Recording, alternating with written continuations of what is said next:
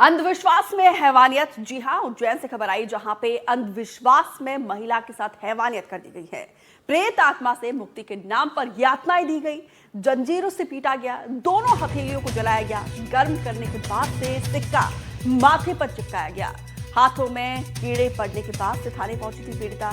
10 दिन पहले की पूरी घटना बताई जा रही है। फिलहाल पुलिस ने 8 लोगों पर केस दर्ज कर लिया है, जांच जारी है।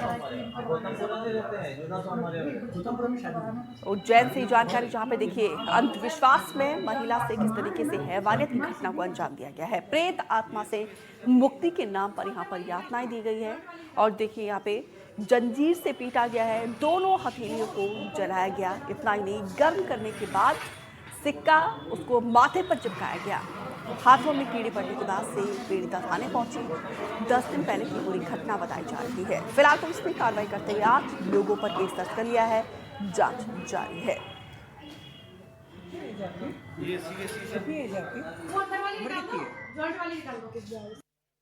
अरे मेरे को है ना से धोखे से बुला लिया सबने, पापा ने इन्होंने फिर है मेरे साथ में पकड़ के मेरे को जला भी दी और मारी भी बहुत मुझे, बाबजी के नाम से। किसने मारा और कहाँ की घटना ये सिरवच गांव की है। ये कि तुझे तेरे हाथ में दूसरी आत्मा है, ये है वो है, भूत है, चुड़ैल है।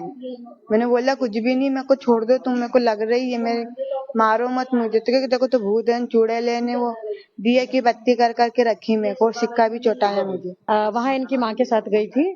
चूंकि इनका कहना है कि तबीयत ज्यादा खराब रहती थी, इसीलिए वो गांव में जो यात्रा वात्रा करवाते हैं वो बैठक करवाने गए थे।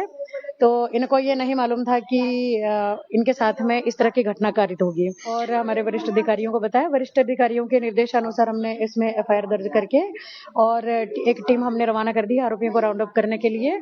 और संबंधित थाना खाचरोद में भी हमने थाना प्रभारी से डिस्कशन करके सभी आरोपियों के नाम वहां दिए गए हैं। उसमें से 3 आरोपियों को राउंड अप कर लिया गया है। अभी ललित जैन ज्यादा जानकारी के साथ जुड़े हैं। ललित, परेशान कर देने वाली खबर है। तमाम जागरूक करने के बावजूद समाज में इस तरीके से आज भी अंधविश्वास हावी है। पहले ये बताइए जरा, जो पीड़िता है उनकी क्या स्थिति है? दीपिका, आपने बिल्कुल सही कहा कि एक झकझोर देने वाली घटना है।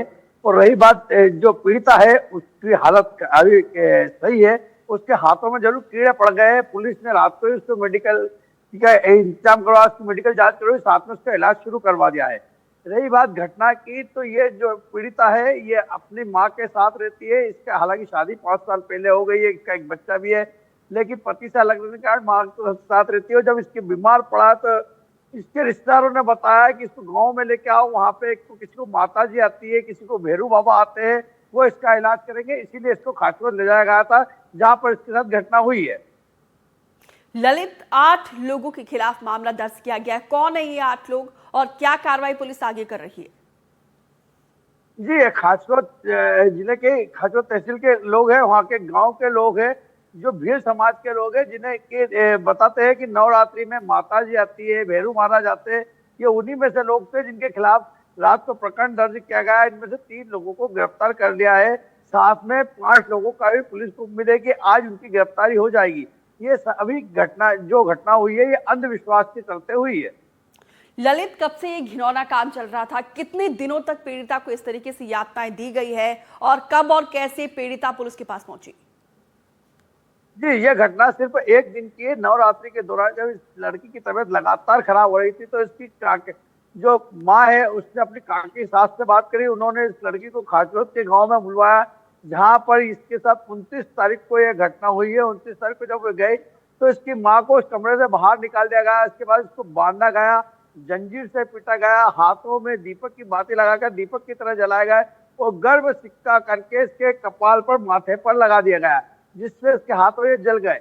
क्योंकि लड़की इतनी डरी हुई थी कि वहां के जो सरपंच है उसको जब घटना का पता चला तो उन्होंने दोषियों को फटकारा, आरोपियों को फटकारा और इस लड़की को बोला कि प्रकरण दर्ज करें। लेकिन ये डर गई थी, इसके परिवार वाले डर गए थे, इसलिए उन्होंने प्रकरण दर्ज नहीं करवाया।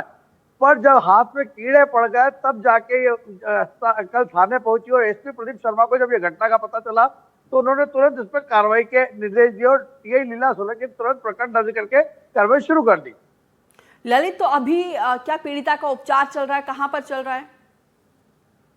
जी, जैसा कि रात को बताया था कि क्योंकि पीड़िता जो है भर्ती की स्थिति में नहीं थी, इसलिए उसको प्राथमिक उपचार दे दिया गया। पुलिस जो लीला सोलंकी ने बताया कि वो इसका इंतजाम, इलाज का इंतजाम घर पे ही कर रहे हैं, किसी प्राइवेट डॉक्टर से कंसल्ट करेंगे। रात को काफी देर हो गई थी, इसलिए उन्होंने बताया था कि सुबह इसका इलाज जो इसके एक्सपर्ट है स्पेशलिस्ट को बता के उसका इलाज शुरू किया जाएगा।